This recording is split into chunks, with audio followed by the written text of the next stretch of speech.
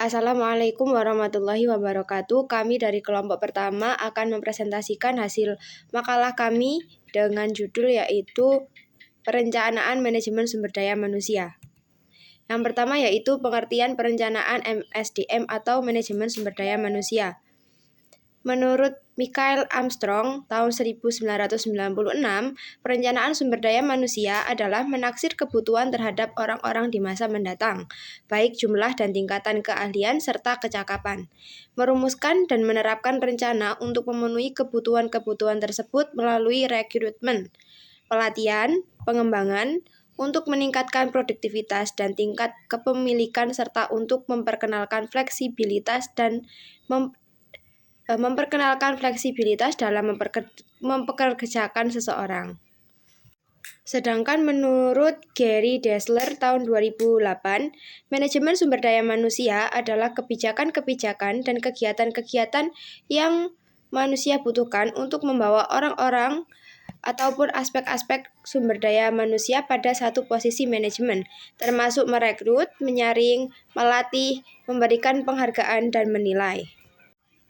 Dan sedangkan menurut Badria M. tahun 2015 halaman 61, perencanaan atau planning adalah suatu proses untuk menentukan rencana atau program kegiatan. Suatu perencanaan selalu berkaitan dengan tujuan. Perencanaan membantu kita untuk mengetahui apa yang harus dilakukan. Perencanaan tidak dapat dibuat secara tergesa-gesa, namun memerlukan waktu yang cukup. Perencanaan merupakan fungsi pertama dalam manajemen yang harus dilakukan pada setiap organisasi. Suatu tujuan organisasi yang baik sekalipun tanpa melalui suatu proses perencanaan yang matang akan menyebabkan tidak tercapainya tujuan, sehingga perencanaan merupakan hal awal yang harus dilakukan dalam suatu organisasi, termasuk di dalamnya perencanaan sumber daya manusia.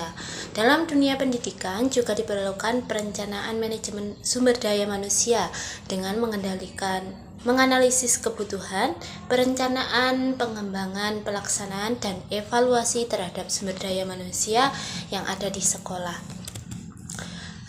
Selanjutnya yaitu pentingnya perencanaan manajemen sumber daya manusia. Yang pertama yaitu perencanaan untuk kebutuhan sumber daya manusia itu sendiri, meliputi perencanaan dan peramalan permintaan tenaga kerja organisasi baik dalam jangka pendek maupun jangka panjang. Yang kedua yaitu analisis jabatan dalam organisasi untuk menentukan tugas, tujuan, keahlian, pengetahuan, dan kemampuan yang dibutuhkan. Yang kedua yaitu staffing sesuai dengan kebutuhan organisasi. Staffing ini meliputi penarikan atau rekrutmen. Yang kedua yaitu pemilihan atau seleksi. Yang ketiga yaitu penilaian kinerja dilakukan setelah calon atau pelamar dipekerjakan.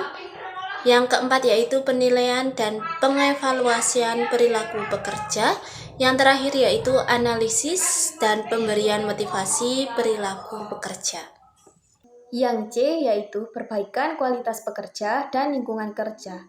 Saat ini, pusat perhatian MSDM mengarah pada 3 kegiatan strategis, yaitu yang pertama, menentukan, merancang, dan mengimplementasikan program pelatihan dan pengembangan SDM guna meningkatkan kemampuan dan kinerja karyawan. Yang kedua, yaitu memperbaiki kualitas lingkungan kerja, khususnya melalui kualitas kehidupan kerja dan program-program perbaikan produktivitas. Yang C yaitu memperbaiki kondisi fisik kerja guna memaksimalkan kesehatan dan keselamatan kerja. Salah satu outcome yang dapat diperoleh dari ketiga manajemen sumber daya manusia kegiatan strategis tersebut adalah peningkatan atau perbaikan kualitas fisik dan non-fisik lingkungan kerja. Yang D yaitu perbaikan pencapaian efektivitas hubungan kerja. Setelah tenaga kerja yang dibutuhkan dapat terisi, organisasi kemudian mempekerjakannya, memberi gaji, dan memberikan kondisi yang akan membuatnya merasa tertarik dan nyaman bekerja. Untuk itu, organisasi juga harus membuat standar bagaimana hubungan kerja yang efektif dapat diwujudkan. Dalam hal ini terdapat 3 kegiatan utama, yaitu 1. Mengakui dan menaruh rasa hormat atau respect terhadap hak-hak pekerja. Yang kedua, melakukan tawar-menawar atau bargaining dan menetapkan prosedur bagaimana keluhan pekerja disampaikan. Dan yang ketiga, yaitu melakukan penelitian tentang kegiatan-kegiatan MSDM. Persoalan yang harus diatasi dalam kegiatan-kegiatan umum tersebut harus sifatnya sangat kritis. Jika organisasi tidak berhati-hati dalam menangani setiap persoalan hak-hak dari pekerja, maka yang muncul kemudian adalah aksi-aksi protes seperti yang sudah terjadi banyak sekali di perusahaan Indonesia. Kesimpulan dari presentasi kami yaitu perencanaan sumber daya manusia atau SDM merupakan fungsi manajerial yang sangat penting dan menjadi langkah awal dalam pengelolaan tenaga kerja di suatu organisasi.